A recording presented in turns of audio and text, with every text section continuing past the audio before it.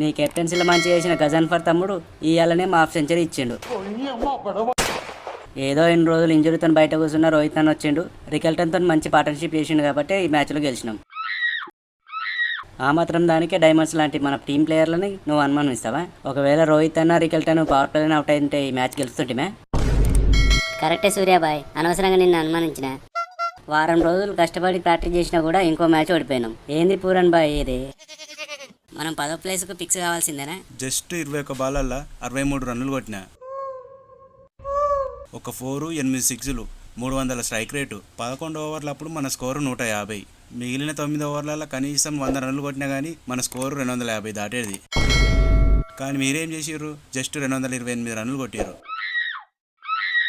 అంటే లాస్ట్ 9 ఓవర్లలో మీరు కొట్టింది 80 రన్నులు. ఇదేనా మీరు ఆడే పద్ధతి?